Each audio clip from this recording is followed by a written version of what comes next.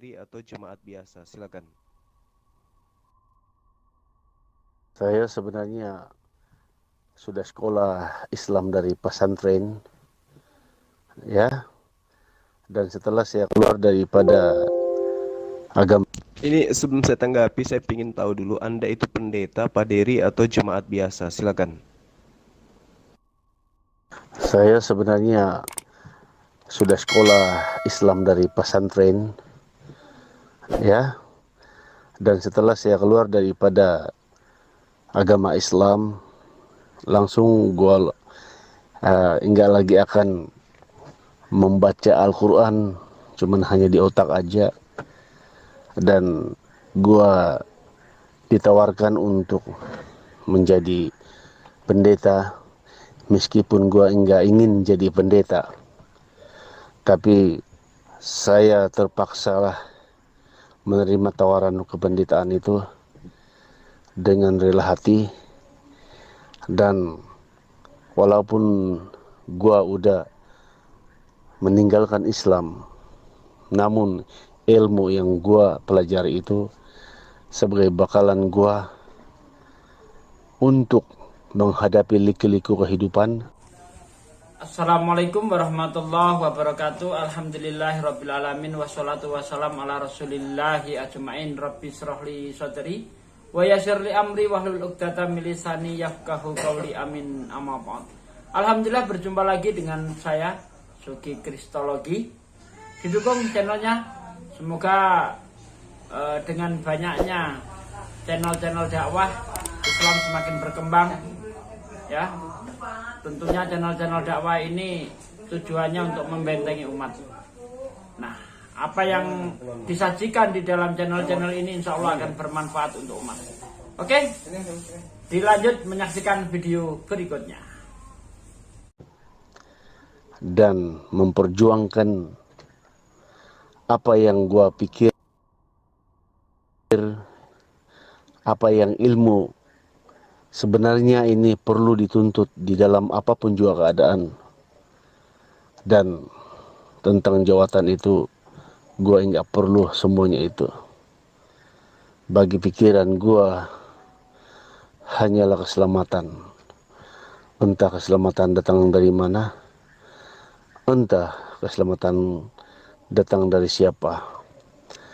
Cuman kita akan mencari keselamatan itu di dalam apapun juga ilmu yang kita tahu. Bagaikan menggali sedalam-dalamnya mutiara di dalam tanah, adakah kita rajin untuk menggalinya?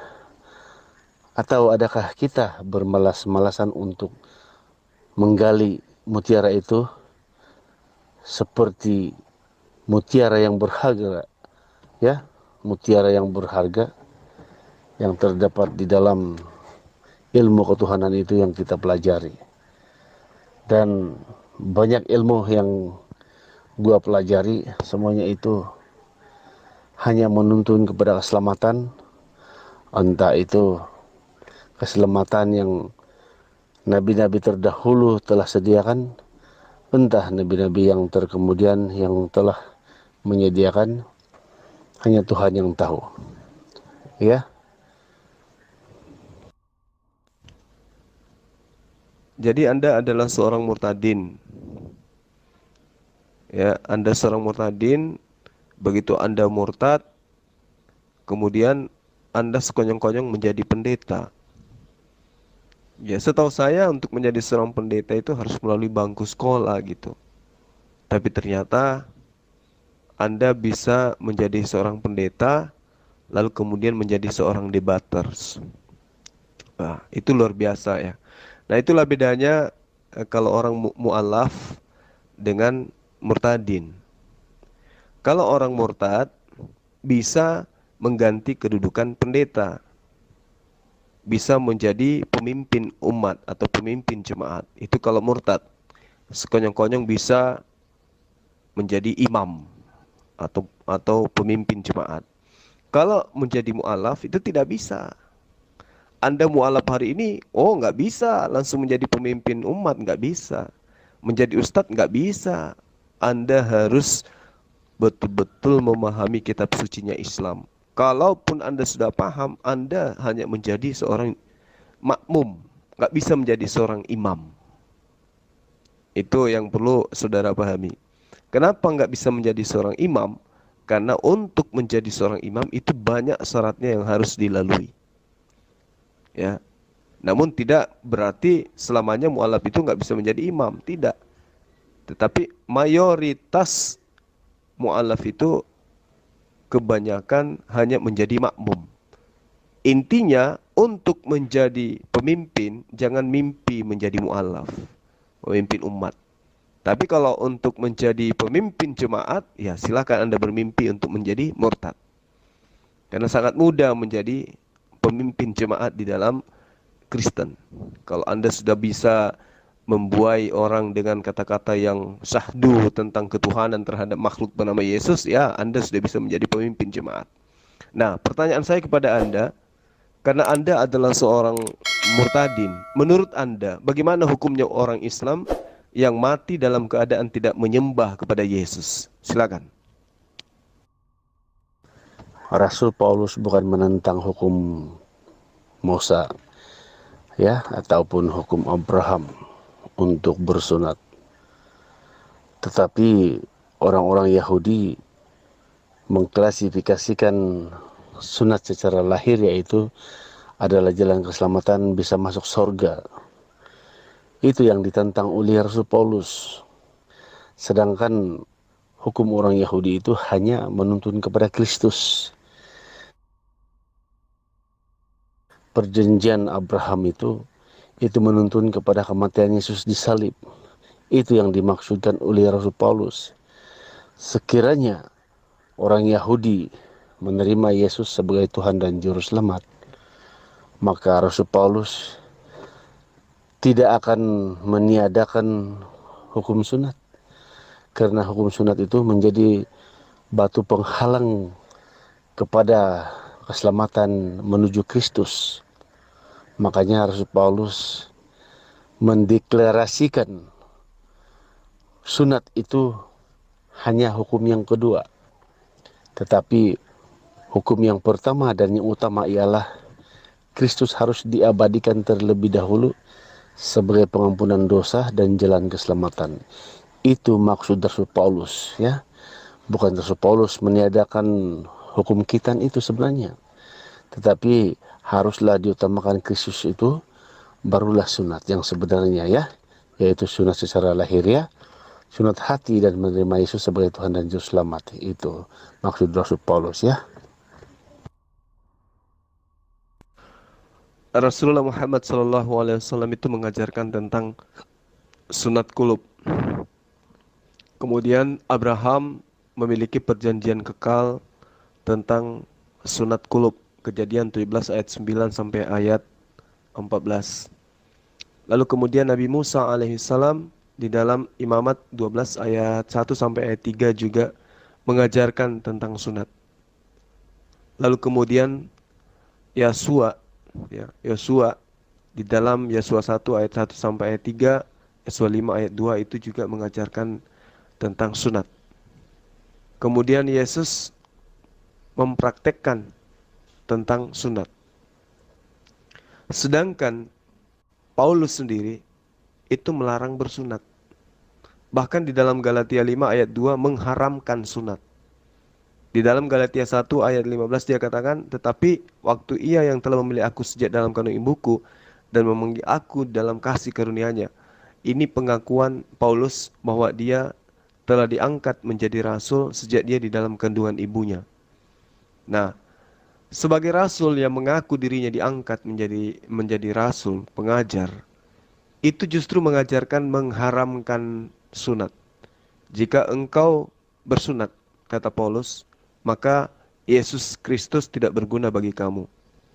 Ini menurut Anda, Paulus ini bertentangan dengan ajaran nabi-nabi atau tidak? Silakan.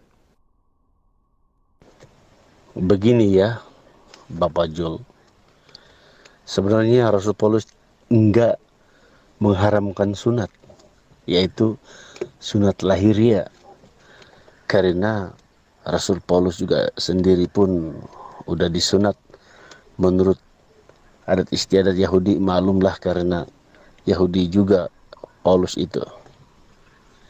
Jadi enggaklah masuk akal kalau Rasul Paulus menolak mentah-mentah hukum sunat itu.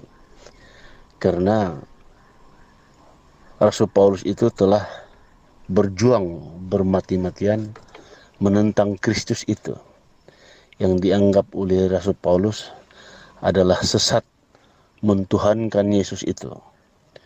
Tetapi pada waktu Rasul Paulus ditobatkan oleh Yesus dan Rasul Paulus telah menjadi buta, lantas itu Rasul Paulus telah menyadari bahwa Yesus itu adalah Tuhan karena melihat cahaya dari langit.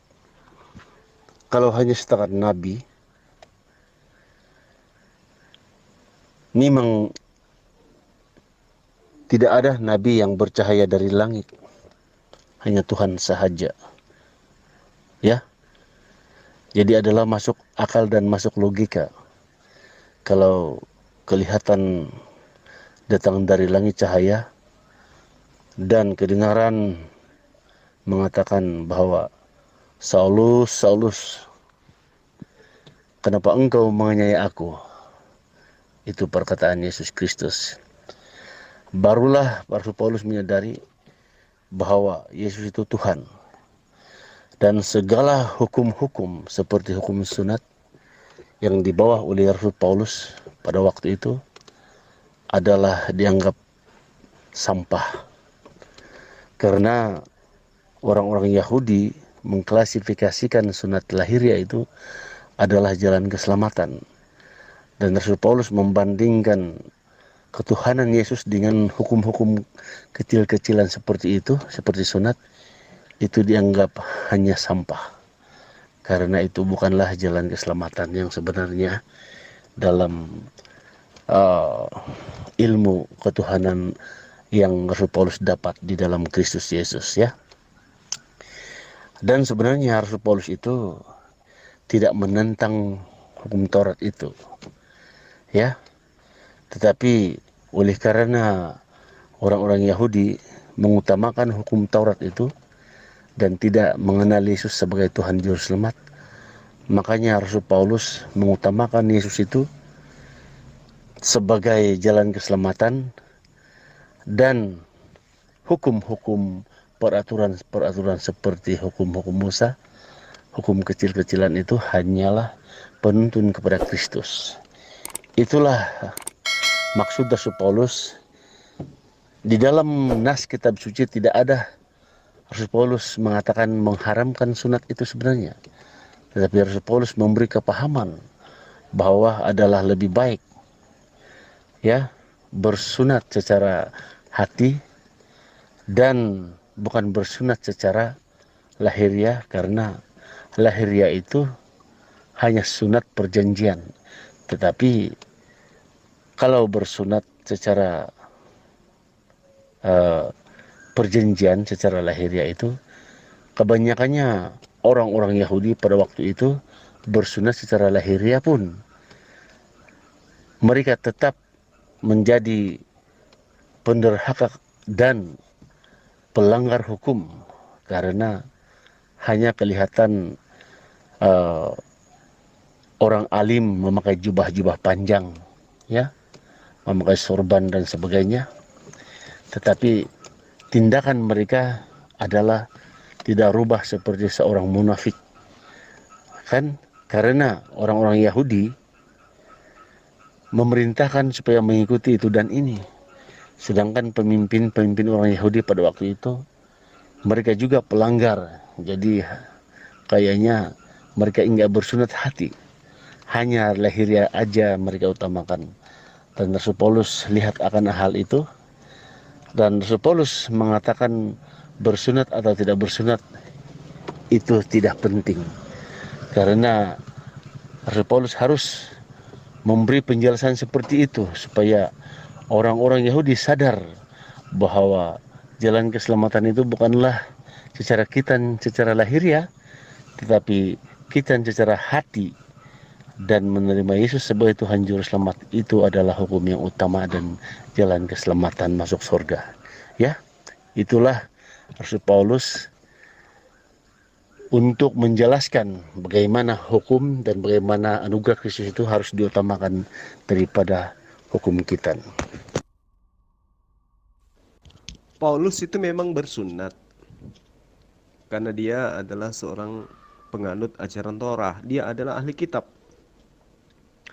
Tapi setelah menjadi agen daripada Romawi, penganut ajaran pagan, dia murtad. Lalu kemudian dia menjajakan ajarannya kepada siapa? Kepada non-Yahudi.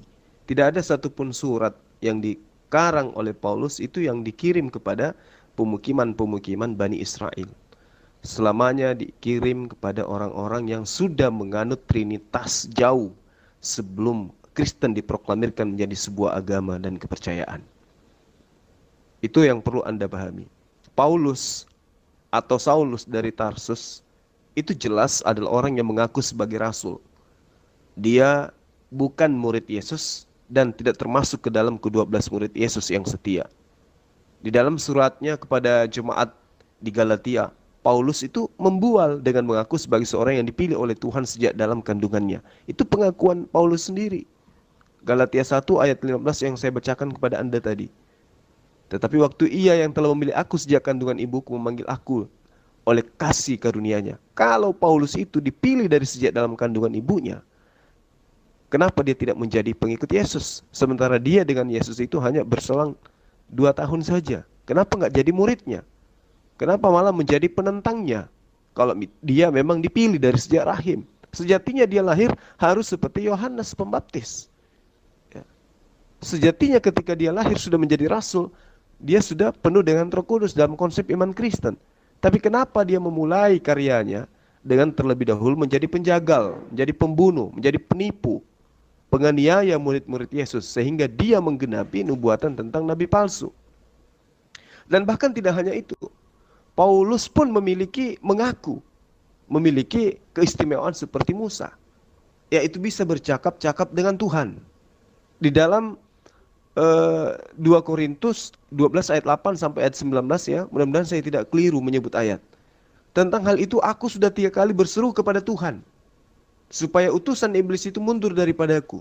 Tetapi jawab Tuhan kepadaku, cukuplah kasih karunia aku bagimu, sebab justru dalam kelemahanlah kuasaku menjadi sempurna. Paulus mengaku bercakap-cakap dengan Tuhan, sama seperti Musa. Tetapi ngapa kemudian perbuatannya tidak mencerminkan dia adalah seorang yang baik dari sejak lahir? Coba, nanti menjadi agen, lalu mengaku bertaubat, mengganti nama menjadi Paulus. Sebagai seorang yang mengaku rasul, ya, Paulus bukannya meneruskan dan menegakkan ajaran Yesus, tapi malah sebaliknya. Paulus merombak habis ajaran Yesus seperti tentang sunat. Paulus dengan terang melarang orang bersunat. Galatia 5 ayat 2. Jika engkau bersunat, maka Yesus Kristus tidak berguna bagimu. Itu yang harus kamu camkan baik-baik. Makanya saya katakan samamu, kalau Paulus itu adalah seorang nabi, dia adalah seorang rasul yang terpilih dari sejak kandung ibunya, maka sudah pasti dia akan menjadi pengikut Yesus dan berada di antara ke-12 murid. Tapi kan faktanya tidak. Gitu. Jadi bagaimana mungkin Anda mengatakan Anda meninggalkan Islam menuju kepada ajaran Paulus, kemudian Anda menjajakan nama Yesus, sementara ajaran Paulus bertentangan habis dengan ajaran Yesus. Saya ingin tahu, Anda dulu lulusan pesantren mana? Silakan. Rasul Paulus bukan melarang bersunat, tetapi orang Yahudi seperti yang gua katakan tadi, yaitu orang Yahudi mengutamakan sunat itu sebagai jalan keselamatan bisa masuk surga. Begitu Rasul Paulus tentang akan hal hukum sunat itu. Karena sunat itu hanya menuntun kepada Kristus sebenarnya, yaitu bersunat hati hingga lagi berbuat dosa karena menerima Yesus sebagai Tuhan Juru Selamat. Itulah yang dimaksudkan Rasul Paulus itu, ya. Dan tentang Anda mengatakan Rasul Paulus itu agen daripada Romawi, sebenarnya Rasul Paulus bukan agen daripada Romawi. Rasul Paulus itu lahir dengan terdidiknya daripada didikan Gamaliel yang disegani bangsa Yahudi sendiri karena ketua orang Yahudi, ketua agama orang Yahudi, Gamaliel itu.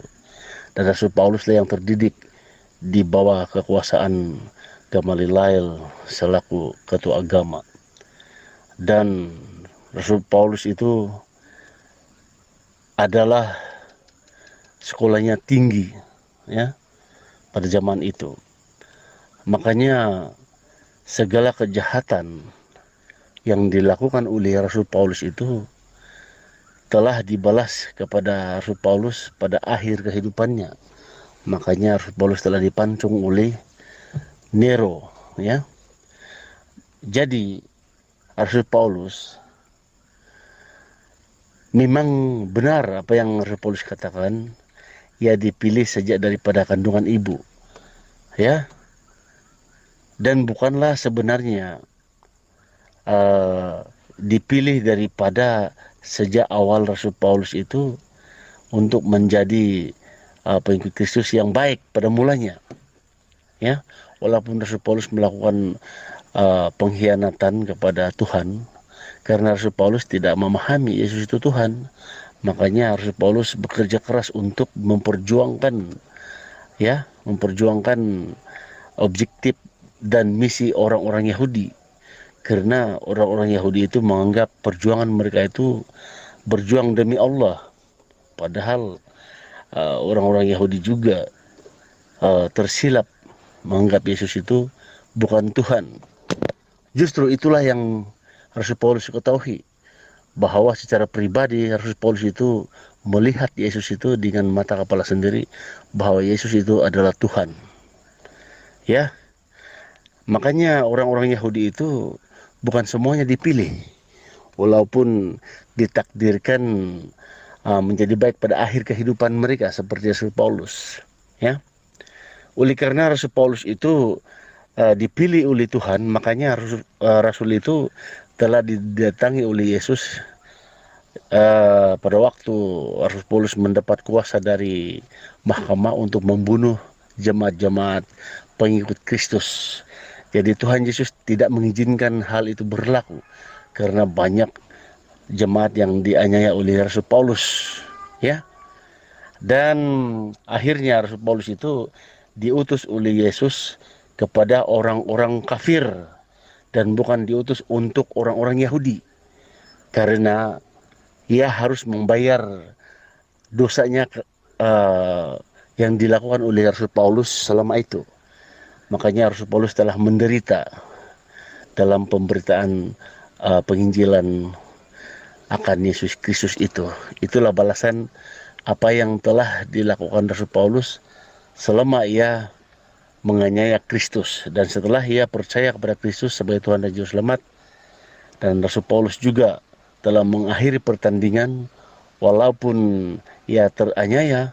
Rasul Paulus tetap menerima kematiannya, itu mati martir.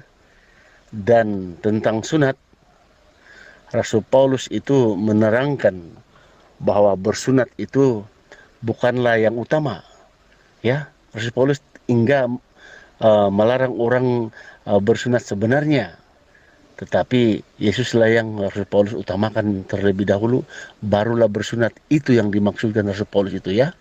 Ya, begitu. Jadi jangan salah paham tentang pemberitaan Rasul Paulus itu. Andai kata kalau Rasul Paulus itu bukan bangsa Yahudi sendiri, maka masuk akal dan logika bahwa Rasul Paulus itu menentang untuk bersunat.